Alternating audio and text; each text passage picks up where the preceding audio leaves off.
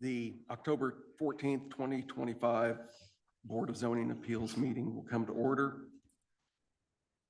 Secretary, please call the roll. Yes. Mr. Garrett, Here. Mr. Cassidy, Here. Mr. Clark, Here. Mr. Martin, Here. Mr. Bradburn. Here. Thank you. I will accept a motion to approve the meeting minutes from September 9th. Make a motion to approve the minutes from September 9th, 2025.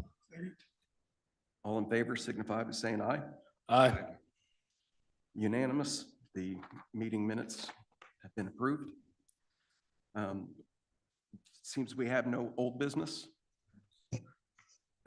Before we would get started with some new business, we've come up with some accommodations for shuffling the schedule tonight. So we won't be doing these in the order that they were written on the agenda. So, Mr. Secretary. Yeah, just to accommodate kind of some changes and who has signed up to speak, it would be our recommendation to move BZA 2025-16 last in the order. So it would go 2025-17, 2025-18, and then 2025-16. Good amount of feedback on that. And we would just need a motion, a second, then just a verbal vote on changing that. Make a motion to adjust the agenda to go in the order of BZA 2025-17, 18, and 16. I have a motion and a second. Please signify by saying aye if you agree. Aye. Aye. Unanimous. So we will shuffle the meeting order. With that, I will go ahead and start with our first petition here. The first petition on the agenda now is BZA 2025-17, Chris Fuel Development Standards Variance. The petitioner owner's name, Chris and Tagandy Fuel. The address of the property, 1026 Summerway Drive, Shelbyville, Indiana. Zoning classification is R1 single family residential. The action requested this evening is a variance from UDO 5.55E side yard setback standards. Would the petitioner please approach the podium and speak about your project?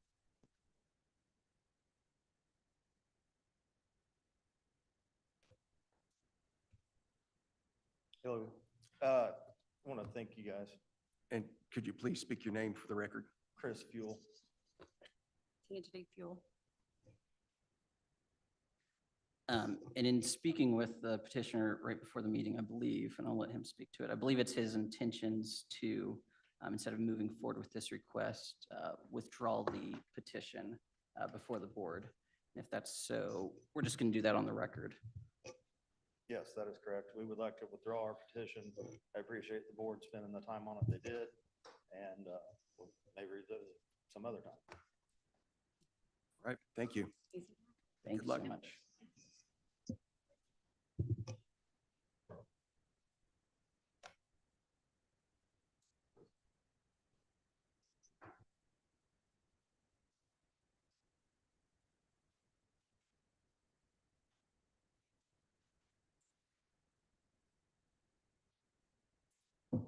Just a quick announcement for those, because I think a majority of people here are probably here for the variance at 1026 Summerway Drive out in Clearview.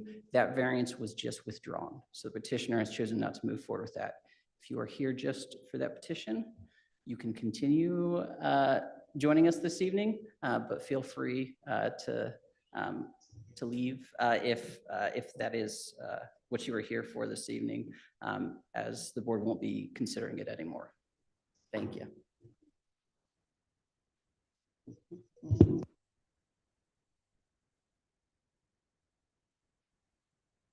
Thank you, Adam.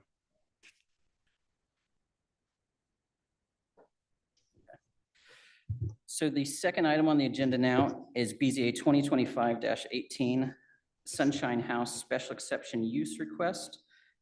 The petitioner's name this evening, Sunshine House, Inc. The current property owners, Robert and Sharon Arnold. Feedback. The petitioner's representative tonight is Diane Curran, the executive director of Sunshine House, Inc. The address of the property is 21 West Taylor Street with the zoning classification of BG Business General. And the action requested this evening is for special exception use approval of the use fair housing facility in the BG district, specifically to allow an overnight shelter to operate within the property. Thank you. Would the petitioner please approach the podium and tell us about this project?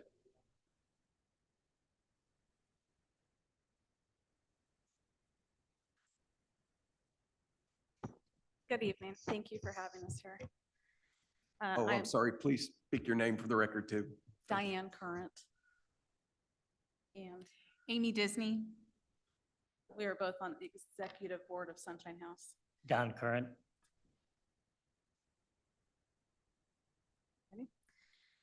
So Sunshine House was created with the love of one girl, which is me, for our homeless community here in Shelbyville. I've lived in the community for over 30 years. I've served on the fire department for 20 years as a firefighter paramedic.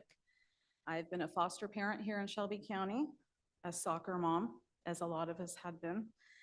I began volunteering at Salvation Army probably 12 years ago, just with our church, doing meals on a weekend. And then as more time allowed, I started helping in the weekdays, serving lunch. And then it just kept going and going till I was there nearly every day, falling in love with our community. I had a dream of just learning one of our homeless citizens' stories, and I just fell into this family that I never knew I needed. I started sorting donations for Salvation Army a couple years ago, and you know where Salvation Army is, there's a bank of windows where the community center sign was, and I would be drinking my coffee and sorting clothing, and our homeless community walks past that area a lot. So they would peek in and see me because they knew my face and said, "Where's my coffee?" So I ended up getting a coffee pot. And from that one coffee pot, I had 3 guys that would hang out. Probably the first 6 months, I was sorting donations there. And within a year and a half or 2 years, I had over 30 in there, in and out, 20 to 30 in there every day, because there's such a huge need to have community. Just like we all go out and catch lunch with a friend, have coffee. Well, our homeless community doesn't have that. So it grew enormously. So earlier this year, Mayor Ferguson reached out to me knowing that I was a big part of our homeless community and asked me to come and talk to him and asked me what was most needed. Was it mental health help? Was it addiction help?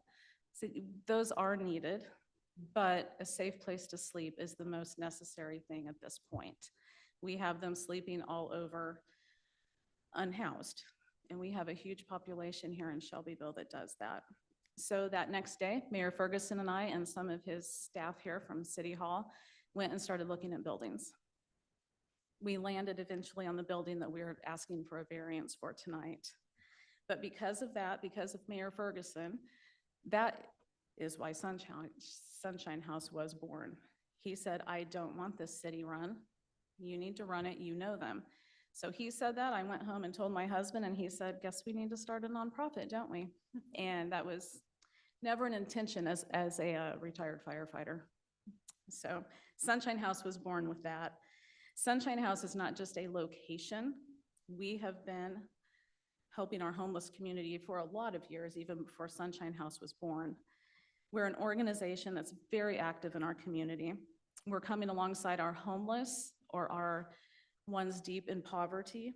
We're advocating for them. We're cheering them on. We're guiding them through court cases, probation, corrections, going to doctor's appointments, things that maybe they didn't learn as young adults doing them with their parents. We come alongside with them and physically go and do these things with them to teach them. One part of our organization is that safe night sleep that I talked about, very needed, and that is the overnight shelter. Adam does have pictures here in just a minute to get up of where that is located. It's at 21 West Taylor. It's right on the corner of the jail and the courthouse. What our plans are for this is it's going to be an overnight shelter to start with. You can see the red dot there. And it's going to be open from 8 p.m. to 8 a.m. There was also a little variance we put on that for sundown to sunset in different weather. It will be staffed. We will have a check-in process. We will have showers there. We will have laundry. And we will also have them being able to set goals. And that will be part of the stay there. There will be a certain amount of time that they're allowed to stay. And within that time, we will be working on goals with them, just as we do with a day center that we have going already. We have a lot of success stories, and these are a lot of the people that we love and serve. Our success stories may look different than traditional success stories, but some that come to my mind quickly are when two girls who do not like each other come into the room, they're okay being together in that day center together. Now, one of them one day did walk off, and I said, "Where are you going?" And she said, "I'm about to punch her in the face, and I needed to go take a walk around the block, Diane. You told me to do that." And they did that. Those are huge, huge success stories.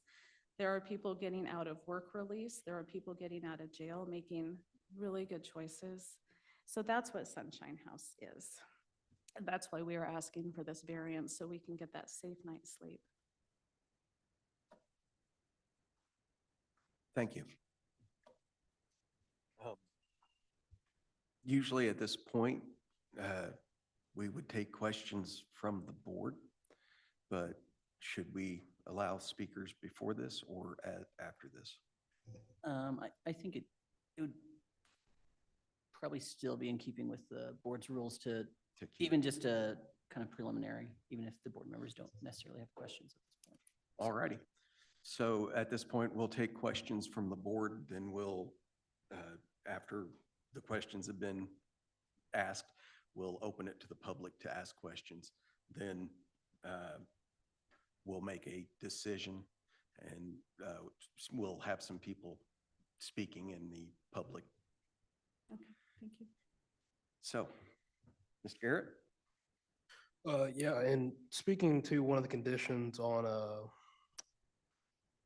the maximum bed occupancy limit for the facility, along with the minimum staffing requirements, how strong are you in that you could meet those staffing requirements that go along with max bed occupancy?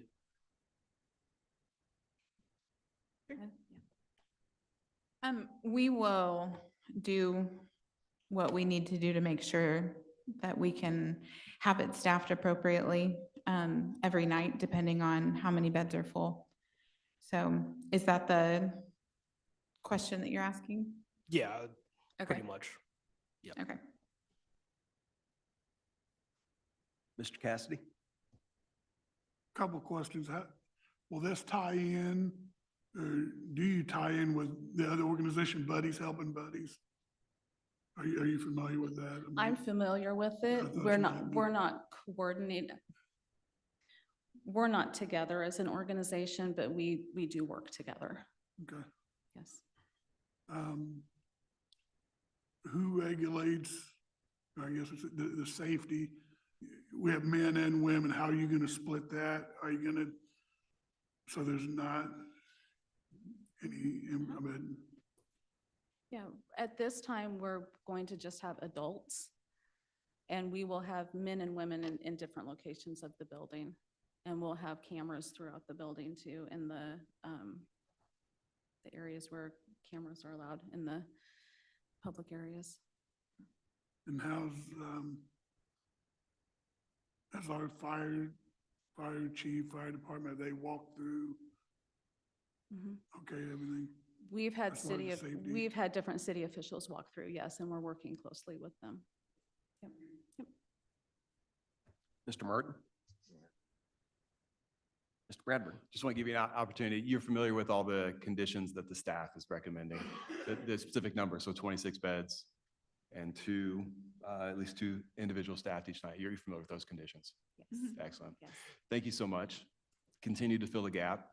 Thank you for serving our community. Thank you for looking for solutions to fulfill the needs of all of our community. So thank you. So I have no questions, but I would like to say thank you. I know that I spend a lot of time on social media and such, and I see a huge need for the homeless in city of Shelbyville. So thank you.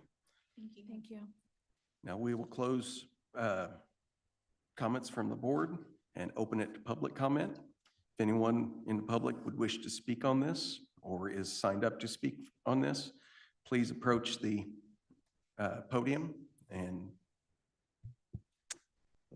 The only member of the public that signed up to speak on this petition was Jennifer Topey. If you'd please step forward to the podium, ask your question or. Hi, I'm Jennifer Thopey. I have been the Shelby County Fairgrounds Fair Association president for the last 3.5 years. And in that time, I've had the opportunity to work with the EMA for the homeless, for the warming shelters for the homeless. And I always make sure that I'm in there like late the night before just to make sure that they have everything. I'm there the first thing the next morning to make sure nothing has gone wrong. And my biggest thing is that there's never hardly anybody in there, 2, 3, maximum 4 people. My concern is that all this money is going to be going into a facility that I'm not 100% sure that you're going to get the homeless to come into. There's a reason why they're homeless. Some of them just can't deal with other people. I know that there's been a lot of problems with them fighting amongst themselves. My basic knowledge of them on the fairgrounds is that we've had them break into the buildings. During the fair, we have to make sure that we lock up the buildings in the back, like the bathrooms, as quickly as possible, as soon as everybody's out of there, because they will be in there and trying to stay the night, using the showers. They roam around during the fair, and, we have to try to be very careful that we don't get them going, and get them upset, but trying to escort them off the property. I was wondering if the city plans to have anybody sit on their board to be sure that they're complying with all the rules that you're setting forth for them. That's one of my concerns. The Boy Scouts like to camp out at the fairgrounds, and it's come to the point that they have to wake up one of their scout leaders to unlock the bathrooms for them to go to the bathroom during the night, because somebody's usually in there, and that's not pleasant. I also am concerned, is 2 people actually enough for that many people that could possibly be in there at any one time? When things get out of control, I'm very concerned about the safety, not only of the homeless, but the staff that's going to be in there. And I was also wondering, will there be mandatory drug testing so that, they're making sure that the people are complying with the rules? And that, I would assume that the whole goal is to get them off the streets and potentially back home, or at least living a productive life. And I would like some assurances for that, not just for the city, but for the county, because the fairgrounds is literally in the middle of the city now. And so we kind of have to deal with the homeless as well. They've broken into buildings, they set up house in there, and if it's winter and we're not, necessarily going out there and checking, because we rent those buildings for boat storage and camper storage to other companies. They have locks on the doors. We don't go in unless we have a problem. So those are just some of my concerns that I just, I would like to make sure that are addressed properly, so that this turns into a wonderful thing and not another disaster. Thank you. Thank you very much.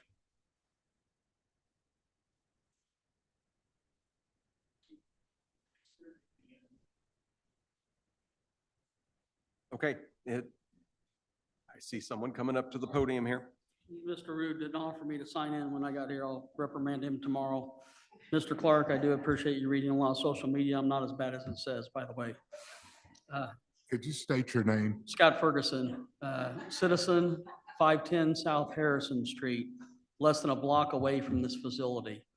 Like Diane said earlier, I mean, it's important that we try and help.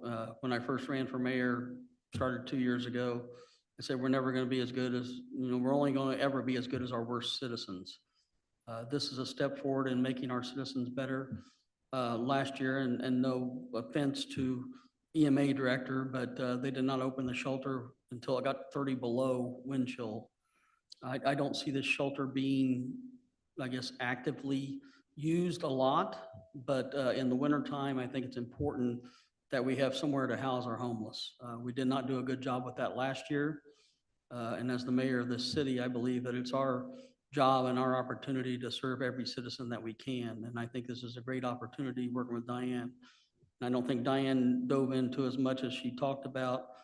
As we, as all people, we know if we don't get a good night's sleep, the next day is not very good. Homeless never get a good night's sleep. They're always listening, looking, trying to make sure they're not attacked, making sure they're in the right place, trying to figure things out. So this is a great opportunity for the homeless to have a place to be.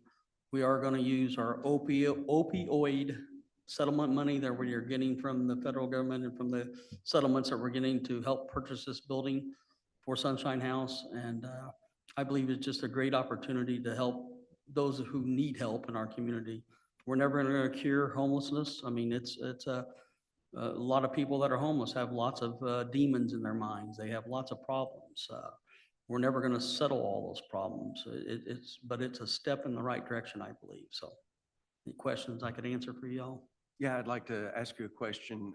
Do you know if Ms. Current is expecting, like Ms. Topey asked, about the drug testing or anything of that nature, and what kind of enforcement of the rules and such that you would? I assume there will not be any drug testing at this point. I mean, it's not going to be, drug testing is a huge expense, and I don't believe that that's something they could take on. I've known Diane for many years when she was a paramedic fire person. And you talk about somebody that gives and cares, and she runs a tight ship. I mean, I've been to before they closed the community center, and the people don't take she doesn't take anything off them, and they are pretty scared of her. So sorry, Diane, I apologize. But, she runs a tight ship, and I truly believe this being less than a block from my house, I mean, I'm convinced that she'll do a good job. And the board will do a good job. All right. As far as enforcement of the things that Ms. Topey had brought up, do you have anything else further to add to maybe that, just the enforcement of the rules of the Sunshine House? Well, I truly believe as the city, if they don't abide by the rules that are set forth, then we could pull the zoning or the exception for the BZA, and they would not be in business anymore. All right, thank you. Thank you. Just to mention something to Mrs. Topey, we can review this later, and so I hope that your concerns have been addressed. Thank you. Mr. Ferguson, real quick, can you clarify for us the relationship here? So Sunshine House is the petitioner, and that's a non-for-profit. Maybe I should ask Ms. Current. That's the nonprofit. Correct. Right, so not the city of Shelbyville. Correct. So the Sunshine House Incorporated will be running the facility. That is correct. Thank you. I just had a quick question to Mr. Bradburn's point, though. So you said, but Sunshine House will be getting the funding from the city receiving the opioid settlement federally? Is that how that's gonna work? So we'll get, We'll be able to purchase the building for them and gift it to them. okay, And some that'll be, stipulations on it. If they don't abide by the rules, then we would take it back and it'd still be our building. and then that would be it. That's the end of the transaction. Essentially, it's not just a ongoing funding thing that the city will be. It's just a one-time thing. Yes. Okay, thank you. Anything else? Thank you, gentlemen. Thank you. Would anyone else from the public like to speak?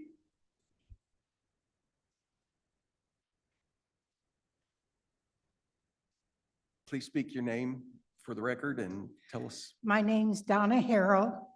I'm the Executive Director of the Cancer Association here in Shelby County. I've dealt with many homeless people. They became homeless because of the loss of jobs, because of their disease. But we also have a thrift store, and we're committed to helping Diane clothe these people so they can go and look for jobs and become self-sufficient. We had a young lady a couple years ago who had cancer. She became homeless and was living in a tent. So there's all kinds of reasons why people become homeless. Also, I would think that it would be to Mrs. Toby's in her it would be to your benefit if these people had a place to go. They wouldn't be hanging out at the fairgrounds and trying to break into places to stay warm or take showers or get clean clothes. So. Thank you.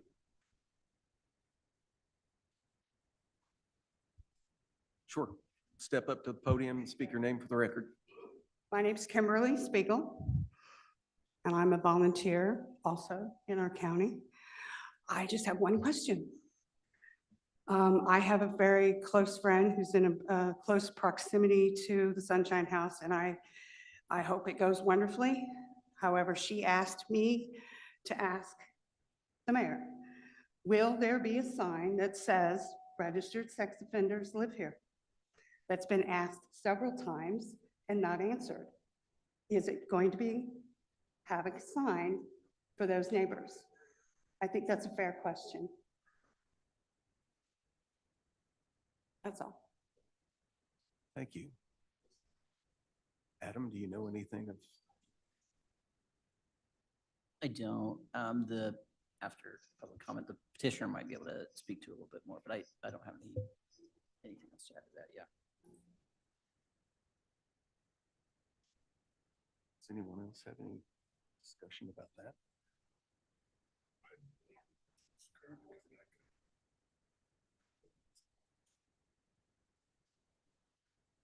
What's that? I think the mayor's got an answer. Okay. Mr. Mayor, care to Scott speak? Ferguson again. I am not sure of that question. Like I said, it's Sunshine House that's running the facility. If that's something the board wishes to put as a stipulation, that could be allowed, I would assume. But I'm not 100% what their plan was with that. So, but as we know, a lot of the homeless are, sex offenders. Not all of them, but some are. So I assume there will be some there. That's why there's no children going to be allowed in the facility, I assume, Diane, to start with. And so that would be a stipulation that you guys could put on there. Well, we have a prosecutor here. Is there anything illegal or discrimination? Well, discrimination is a civil matter that I won't speak on because that's not my area of the law.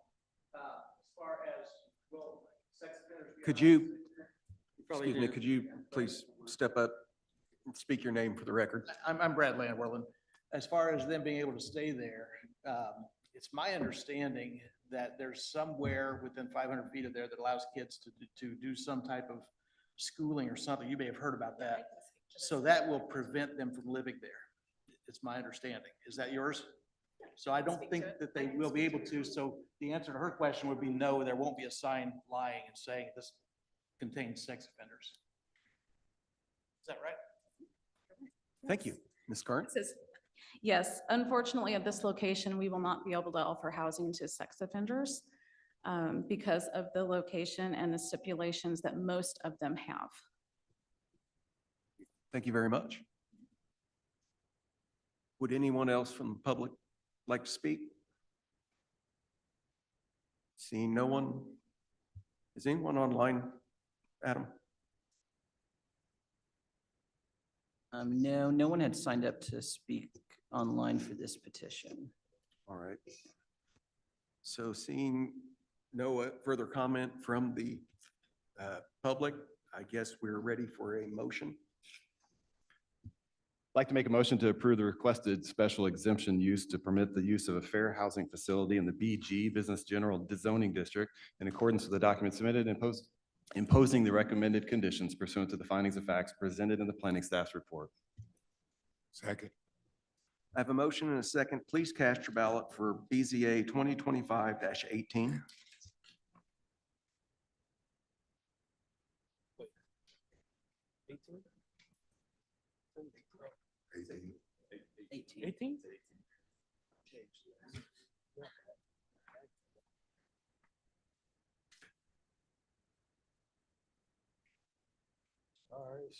Yeah.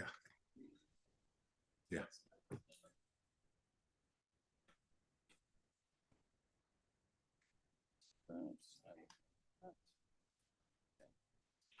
A motion by Mr. Bradburn and a second by Mr. Martin for approval with the suggested conditions. Mr. Bradburn votes yes. Mr. Martin, yes. Mr. Garrett, yes. Mr. Casta, yes. Mr. Clark, yes. Motion carries. Thank you. I hope you have wonderful luck with your project.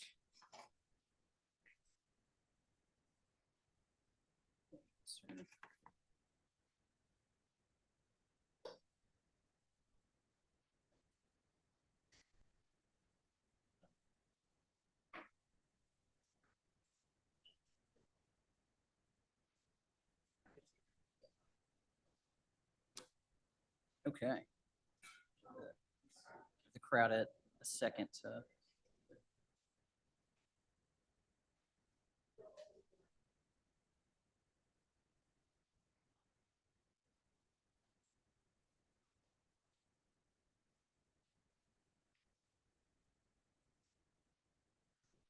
We'll go ahead and continue moving forward on the agenda this evening. The next item under new business is BZA 2025-16. Aaron Callis, Development Standards Variances. The petitioner's name, owner's name, and the petitioner's representative this evening is Aaron Callis. Again, the property address is 2205 North Michigan Road. Zoning classification is R1, single family residential, future land use, high-tech and light industrial. And the action requested this evening is 4 development standards variances. 1 from UDO 5.23A2, height standards of an accessory structure. 1 from UDO 5.24A, home occupation standards, business activities. 1 from 5.24D, home occupation standards, owner operator. And the last from section 5.24G, home occupation standards, business area.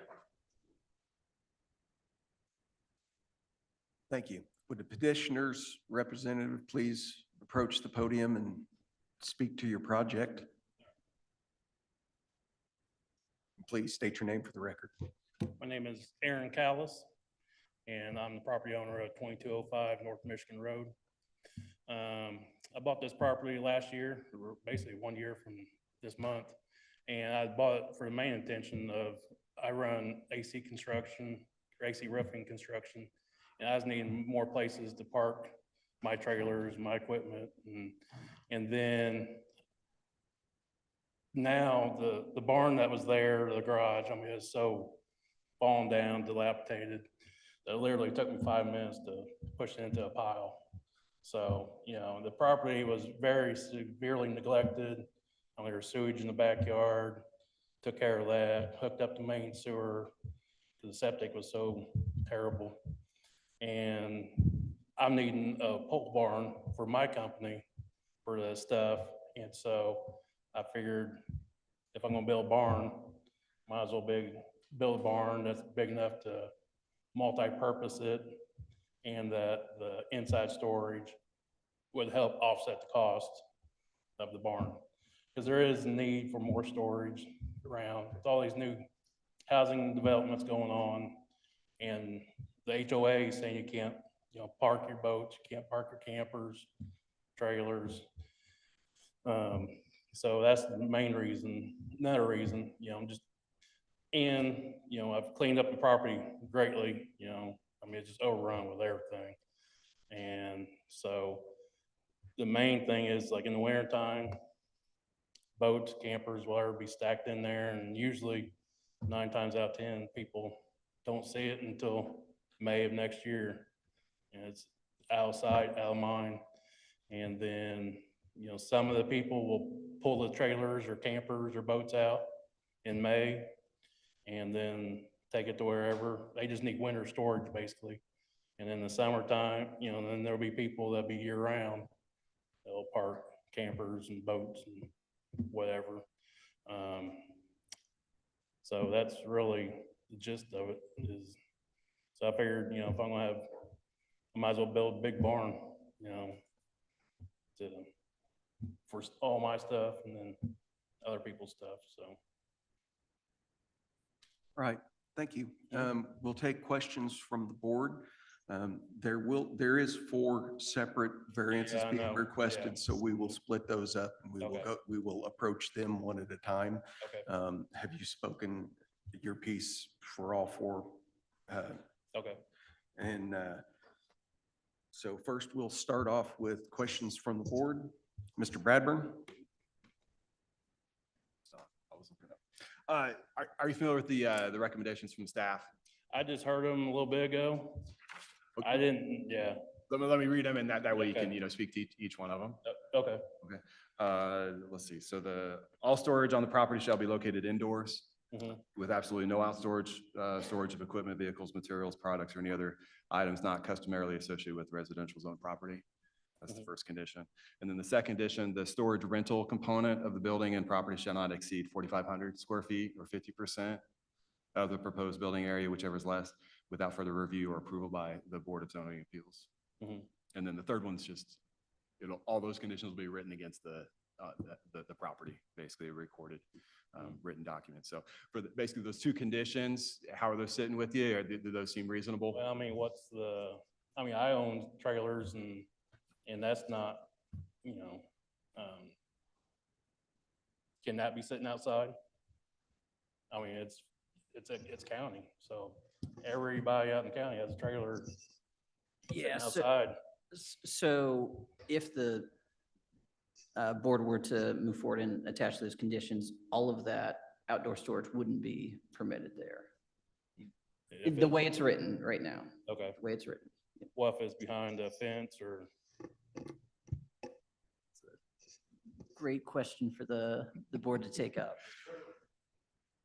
The trailer you're talking about, I are they got, trailers behind semis or? No, I'm talking like, I have a dump trailer, 14-foot long. I got a flatbed trailer, the whole skid steers or mini excavators, no semis or none of that kind of stuff. It just, yeah, I got a boat, all that. So I got a smaller trailer, but no 18-wheelers or nothing like that, so.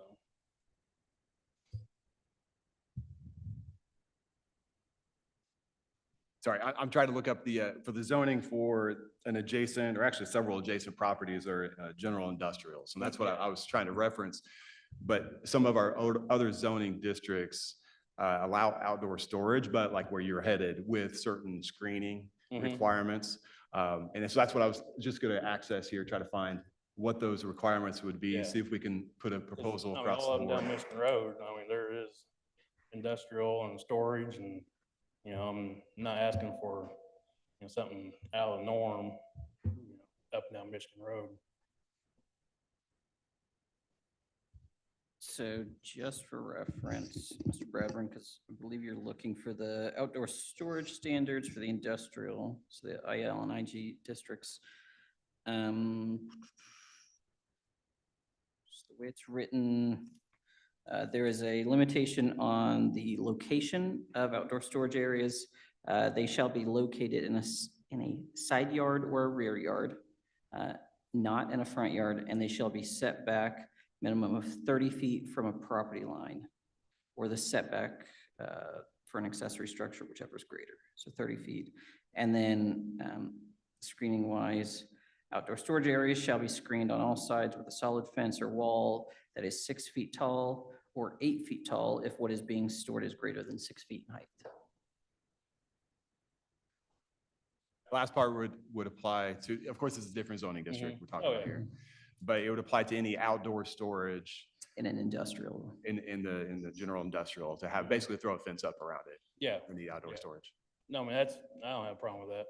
I mean, when I bought the property, I mean, it's so badly neglected that, I mean, I want to improve it. I mean, I like the, way Shelbyville's going and improving and, I mean, I don't like having stuff out front and I got storage containers sitting out there by the road right now, but that's just because it's gonna be in the way no matter where I put it right now. But once the barn is done, then it's getting moved to the back too, so.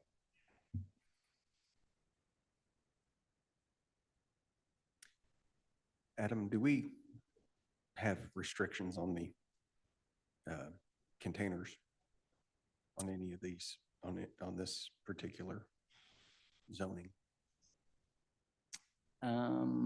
I'd have to look, because a lot of times, depends on how long it's there. A lot of times on, especially construction sites, they'll show up for a short period of time, in which case they are permitted with, limited timeframes and some stipulations on it. But for the most part, as a permanent structure, they are not permitted. Or a permanent, storage facility or something like that, they wouldn't be permitted. I know we've had other things before the board that have addressed that with storage containers. And I just wasn't certain about how that is affected by this particular. Yeah, I mean, because I tore the garage down and, I mean, I got my skid steer and all the implements and everything in there to keep it safe and keep it out of sight. So that's the main reason why the container's there. So yeah. All right, thank you. Mr. Merton? Mr. Cassidy? Are you gonna have an office in there? Nope. Nope. Sorry. I thought I was loud enough, but, would he need screening? Cause there's 50 feet behind the building. Couldn't he put his trailers behind the building? I mean, that would hid from anything that's, that's not gonna be seen because there's woods behind him and then he's got that. Would that be a stipulation that we'd have? Yeah, so it would have to be specifically addressed in the conditions, because by right in that, again, he's in the R1 zoning district, single family residential. In that zoning district, that kind of outdoor storage is just never permitted. So if the board made an exception to that, it would just have to, I think to Mr. Bradburn's point earlier, if we were wanting to impose something like the screening standards for the industrial, we would just have to state that as a condition. But if we do, board does nothing, there's still a prohibition on outdoor storage. Okay. Are you gonna move to that house or are you gonna stay out of it? At this moment, no, but I'm not saying I won't. I mean, I don't know.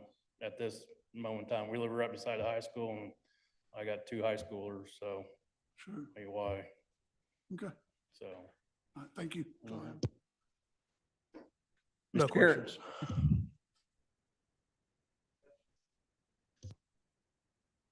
At this point, I don't have any questions. My questions were asked, so I will close comment from the board and open it up to the public. If anyone in the public would wish to speak on this petition, please state your name for the record. Hello, I'm Brad Landwerland. I live in Duane Village. Duane Village is located immediately across 421 or Old Michigan Road from this site where the defendant wants to put in this huge building. And I've spoken with a number of people from the addition. Some of them are here tonight, some of them could not be. I know some are on vacation, spring break, things like that. I know one works at Knauf evenings and whatnot. Anyway, there are some people here from the addition. I think that they'll all agree. Everyone I've spoken with opposes this, opposes the idea that the defendant, or the petitioner came down and bought property that is marked for single unit residential and wants to then use you to give him huge variances to shove a business down our throat in what is a place where we all moved. I grew up in this addition, and when I moved back from Salem, Indiana, where I was chief deputy prosecutor for a while, I bought a house out there, just down from mom and dad's. They still live there as well. They're here tonight.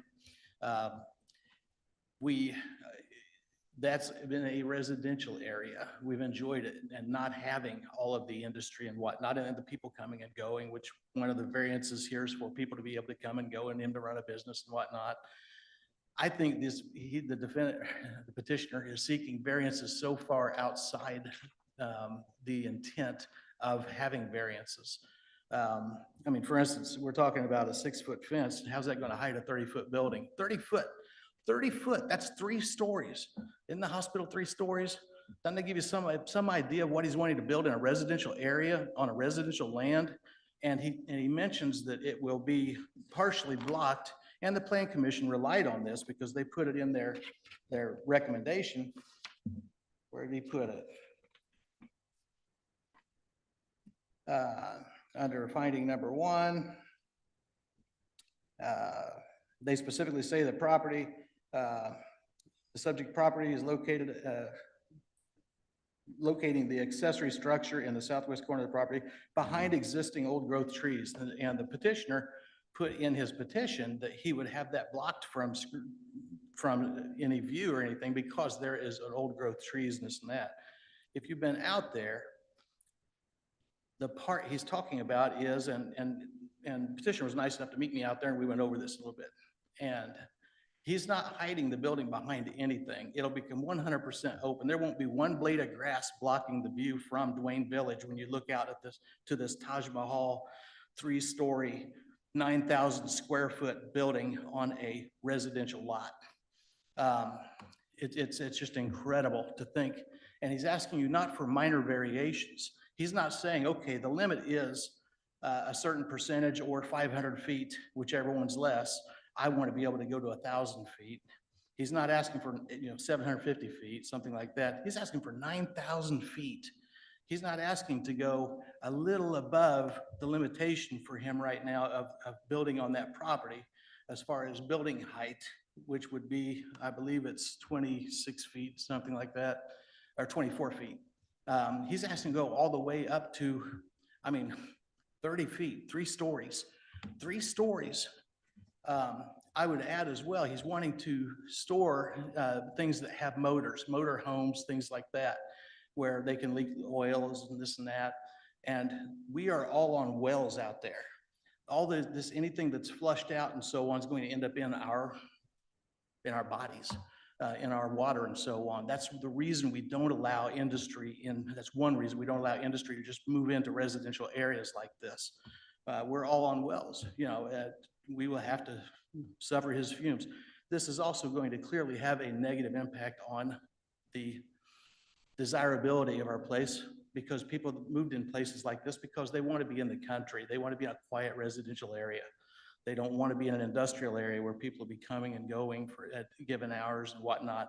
We don't want a huge Taj Mahal building to store things in. The petitioner has already at times stored trailers and things there for short term. It's not been an issue or anything, but the bottom line is and I believe everyone else here, other than in the back, is from this petition, from that neighborhood. Anyone wants to speak? That's what I'm saying. We've had a meeting and everyone is opposed to it. Again, he's not asking to go a few hundred feet over the 500-foot use limit. He wants to go 9,000 feet. That's just incredible. Let me see. When we met, we talked about a number of things. And he said that, I asked him if he was going to move into the house. He said, no, that's a 150-year-old house that hadn't been cared for. He's considering tearing it down. There will be no residents on this residential then. It'll only be a business property. And he said it wasn't worth saving. It wasn't worth rebuilding on the property, is what he told me very clearly. He also told me that he was considering already another building at the back of this, going off in another direction, heading to the north, essentially. He's considering outside storage if he has enough business and whatnot. Now, he had not seen your restrictions yet at that point. But your restrictions are he can't do that until he comes back and asks for it. You know, we all know where that's headed. He was considering on the north side of it, putting in a lot to park semis. Now, would you want that in your neighborhood? Would you want a 30-foot building? If you move out to the country, would you want a 30-foot building and people coming and going and business being conducted out of a place like that right at your neighborhood? I bet no one here would. And also, as far as the recommendation of the Plan Commission, they are relying on what they put in there about what the defendant claimed would screen the local properties with this tree line. And I asked the petitioner, I said, hey, I thought you were going like around behind the house where it could be hidden with other tree lines, this and that. And he said, no, it's right here. And I mean, you can see it. So it's right, it's completely open. And I said, you said there was a tree line blocking it. He said, oh, it's this one right here. It blocks as you're headed north on 421. So as long as you head north on 421 during the 6 months of the year that we have leaves, and you make sure not to look to the left when you get close, then you won't see this 30-foot behemoth of a building that the defendant's wanting to put in a residential area that he bought as a residential area, having a negative impact on our residential area that we've had for years, that we moved in because it didn't have business, because it didn't have buildings as tall as the hospital. 3-story buildings. That's 30 feet, 3-story building. He then said something about if he couldn't do that he'd just put in low rent apartments and that we'd know what kind of people that would bring and so on.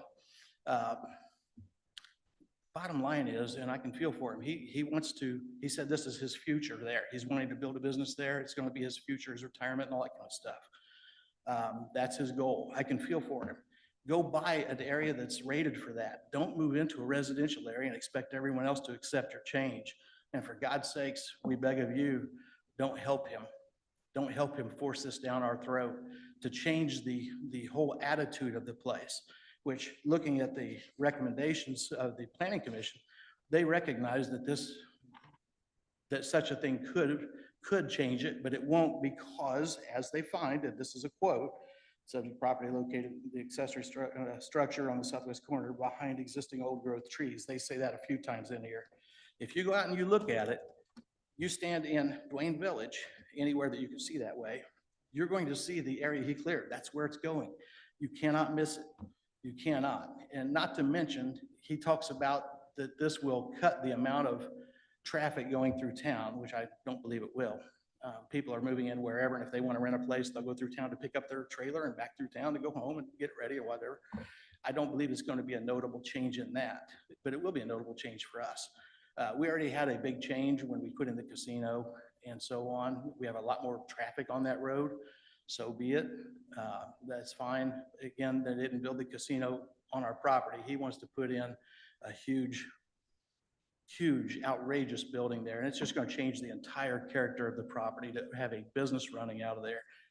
He doesn't want to live there in this mess that he's making. He's made that clear. He won't live there, but he expects us to. Again, we've been there for years, and we beg of you, please deny each of the 4 variances. And I offered, and I will still offer, and I talked with everyone here, I offered to sit down with him and try to get some of this in writing, some type of agreements, because he was saying, oh, I didn't want to jump in too deep. And I won't go deeper than this, but then he'd start talking about storing semis. Then he'd start talking about another building. And I said, look, if we can get some of this in writing, or you're interested in putting it in writing, and he didn't want to put it in writing. He didn't want to come to an agreement. I'm still willing to work with him on that. Maybe come to some kind of an agreement on a reasonable size structure that he can store things in or something. But what he did was he bought a single residential structure to build a business. That's what he's doing. And we ask that you not allow that. That's the restrictions he's asking for the variances to, which include, I don't have to live at this mess I'm making. That's one of his requests. So I don't have to be the owner operator that lives there. He wants you to let him out of that requirement because of the mess he's making here. We all, and I think, let me know your thoughts. We all agree that we would ask that you deny that, each of the 4 petitions for now. And if the petitioner wants to sit down at some point and chat about these, I'm open to that, and so is everybody here. But at this point, what he's wanting to do is going to completely change the character of that. Again, he talks about you can't see it. Well, while you're driving north, while there are leaves, there will be a period of time where you won't be able to see it real well. But during the winter, there's no leaves, and that's a thin line. But during the summer and winter, from stepping out on my mom and dad's porch, looking to the west, you'll see nothing but this huge Taj Mahal and whatever other things that are being kept on the property. So I respectfully request that you each deny this petition. I don't do that lightly. I generally think if you own your property, you should be able to do what you want with it within reason until it impacts other people. This impacts a lot of other people that have been here for a long time. So if you have any questions, I'll gladly answer. I would like to ask that, do you all understand that only 50 feet behind this is zoned as general industrial? And if he doesn't build his 30-foot high structure, someone else might, only 50 feet behind it. I just wanted to let you know about that. My name's Randall Hadler and I live in Duane Village. And for your point, sir, there's a creek that runs back there, and that's all floodplain. That does not allow for anybody to build on that a permanent structure without the Army Corps of Engineers approval. That's not true. Well, that is what I was informed of. So if it's not true, I apologize. But that's still floodplain. That's actually our purview. Yeah, but that's actually floodplain there, sir. So again, that's floodplain. And now with that being said, where's the drainage of these buildings going to go? Into that floodplain, increasing that. That's my concern. I also have one high school son, another son in college. They drive every day to school. The fact that of a morning, of an evening, they're going to be seeing, the 30-foot camper pulling out is going to take up both lanes of the road. That is a major inconvenience, not just to my sons, to a school bus. Something that I would be considering. Those are my major concerns. Also, we talked about the casino. Fire department runs 4 to 5 times a week to the casino using Michigan Road as their major route to get there. A 30-foot camper pulling out, blocking that, is blocking a response to somebody in need. Even if it is for a couple of minutes. If that's your 911 call, that couple of minutes means life or death. So some concerns I have, and I agree with Mr. Landwerland. I'm a person who honestly believes you own the property, but let's come to a reasonable conclusion. Thank you. Thank you. I would say in response to your question about, does everybody know that somebody could move in and build in these areas zoned industrial? Certainly they could come in and ask to build a building there and build one there. If you allowed it to have those huge dimensions, those are pretty big. They could not do it in a home-based area like this is, a single residential structure. And the other thing is, if they did that, there are a lot of trees at the back of this property that would act as an actual screen. They would actually hide it. And that's one of the things that I'd be willing to talk with the petitioner about. Because when I met with him, I said, oh, I thought you were telling me to put it back here behind these trees where it would be somewhat screened for 6 months of the year. But no, he wants it out front and center. And again, it's just, it's going to change the entire feeling out there to have this place put up, presumably security lights, but without security lights, there are other concerns, of course. And again, a business being ran in our residential area. So that's our concern and again, our request, our respectful request. Any other questions? Thank you, but I would like to ask if you were aware that this is an extra jurisdictional site, that site actually sits in the county, and we are actually flexing our Oh, yeah, purview yeah, into I that, definitely into understand that extra plot. So, extraterritorial jurisdiction, yes. thank you. Yeah, of course, it's county property, but the city, when you annexed in 421, you also got in within the annexation, the ability to control the, what each site is, whether it's a residential and this kind of stuff. I understand that. But, and that's why we're here. That's why we're here to object. If you didn't have that authority, I would have filed a petition to get rid of it and we'd have to go in front of the county. But no, I realize that you have that authority. That's why I'm asking you, not filing some demand or something.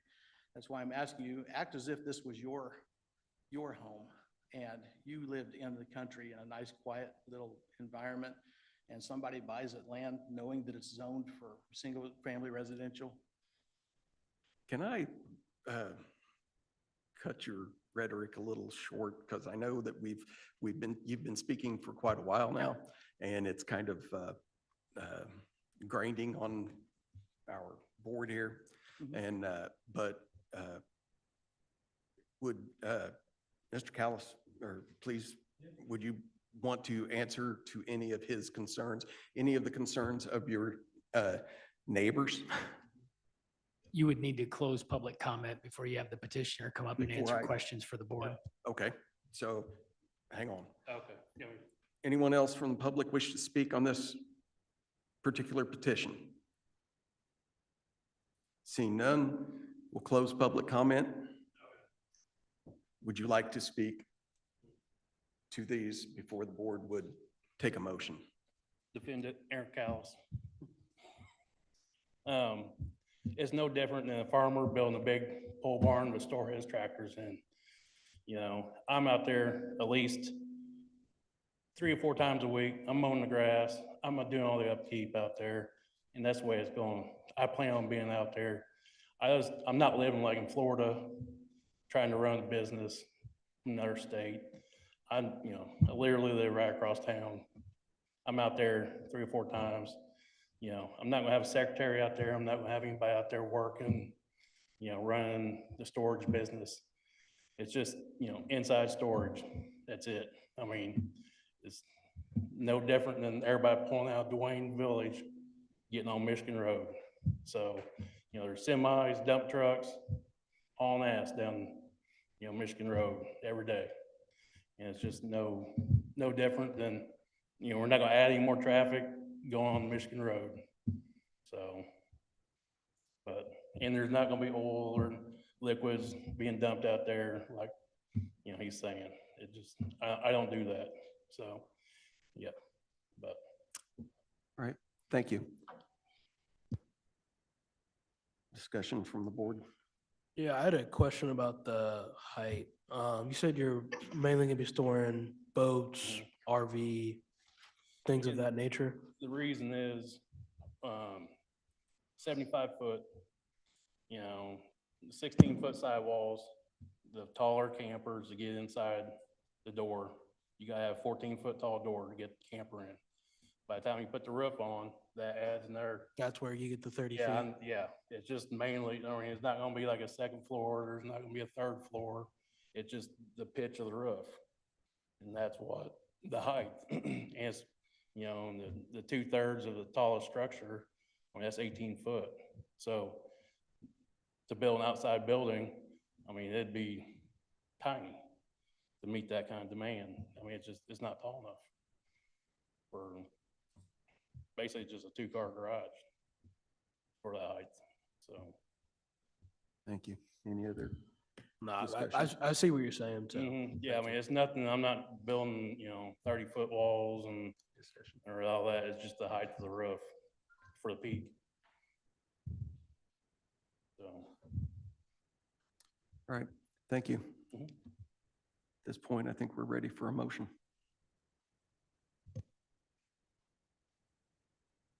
Did we have any online? This will be for, No, we don't. No one's online. what's that? What'd you say? He had asked if anyone was online on the Zoom trying to speak. So this will be for only the A variance?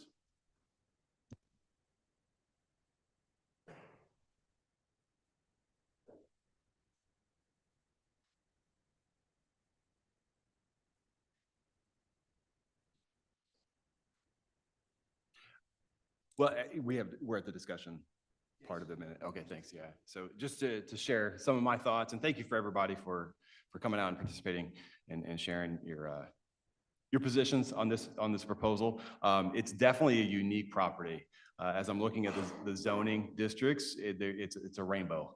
It seems out there, and there are a lot of different zones really close to one another. And so I think that's part of the problem, or the challenge, I should say, and why it's appropriate that this is the board that's deciding this. But honestly, it seems I feel right now, it seems more appropriate for the Plan Commission to address this as a rezoning proposal rather than to nuance the R1 existing into different use. The example that I have in my mind is just south of Duane Village. You guys know, I don't have to tell you, there's a storage facility right there, and that one's zoned light industrial.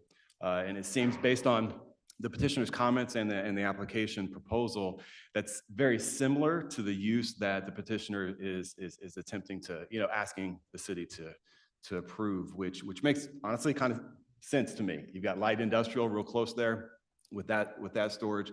The fact of the matter is I'm looking at my job as sitting as a member of the BZA, looking at the things I'm looking at, it's zoned R1. And right now, that one's what's facing me. I'm compelled with that argument that it's zoned R1 currently, and it seems as though the proposals are asking us to treat it as it's zoned a different zoning district completely. I can say I'm in agreement with Mr. Bradburn. I think as a whole, this probably needs to be looked at as a whole total rezone, if that's what you're saying, correct? Yeah, I think I'd feel more comfortable if this were a conversation the Plan Commission were having rather than the Board of Zoning Appeals. I feel the same. Yeah, and I guess trying to think through from a procedural standpoint, the board could have a few different options here, obviously voting in the affirmative or not on each one of these.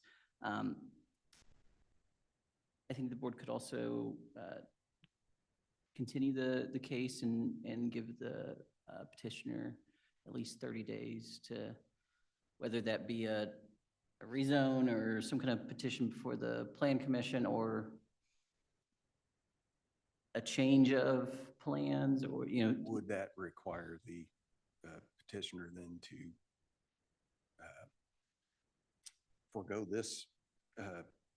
these petitions and then ask for a rezone because he's in the county, so he'd have to ask for a rezone from the county, correct? from the Or are we still- city's Plan Commission? Okay. Yeah, So it'd be our Plan Commission. Our Plan Commission. then. Yeah, so no, if the board continued these and the petitioner chose to seek a rezone until the board acted or the petitioner withdrew his request, then the variance would still be kind of on your guys' docket. So that's an avenue to just continue it, giving the petitioner some time to revisit some of these concerns, potentially go to the Plan Commission. Excuse me, is there any stipulation about if he could go for a rezoning of this? Any time stipulations or anything if we were to reject any of the variances? Yeah. So if this board denies any variance, I believe, You have to wait, like the planning commission, you have to wait a year I before, think it's 12 months. 12 months before you come back. Yeah, I just want to, I don't use this and But would that be to come back for, ask for another variance, or would that be to come back to planning commission? so that would just be for Variance. the same exact variance request. So But if we tabled it, Then he's got and we send it to time. the planning commission, then he doesn't have to wait. I agree. yeah, I believe it's a year. I'm not finding it now. But yeah, if the board did deny a request, yeah, just made it to that section. If the board did deny a request, then the petitioner would have to wait 12 months to make the same request to this board. Make the same request to this board. But a rezone or some other petition elsewhere to another board or a different variance request to this board, all of that could still proceed. Yeah.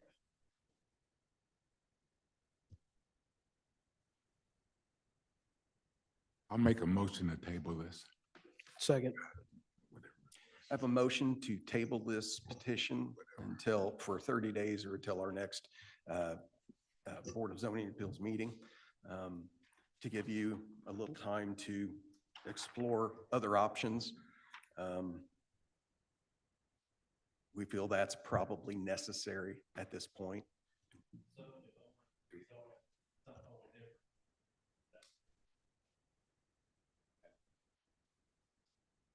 Just a voice vote should be. So if I wanted to rezone it, something totally different, then that's when, You would have, no, you would have to go to our. Yes, so Planning Commission then. yeah, rezones are heard by the Plan Commission and City Council. They're actually an ordinance adopted by the legislative body. okay. So they would have the final say, if that's the path to head down. And so this board wouldn't have any say on that. They don't touch rezones at all. Okay. But us tabling this gives you the opportunity to seek other routes and other possibilities Okay. for your project. That's fine. Even to make modifications in terms of the conditions put forth on the ones that you've given us. Mhm. So these are still on the table for us. Okay. We can still consider these with modifications and still continue our discussion on these moving forward. It just means that tonight, we're not going to decide one way or the other. Okay, all right. Yes. And I think if you got with Mr. Landwerland and the group out there, maybe you guys could put something together. Yeah. Especially letting them know that about the pitch of the roof and Yeah, I mean. it's not a flat roof, 30 Yeah, I 30-foot mean, structure. Yeah. It's not a Only Taj anything that holds Mahal. snow and falls in and all that, so. Right. Mhm. Who was the second on that? I'm sorry. It was me. Okay. And then we do need. And we do need a voice vote. All in favor of tabling this until next BZA meeting, signify by saying aye. Aye. Aye. Thank you. Thank you. Thank you.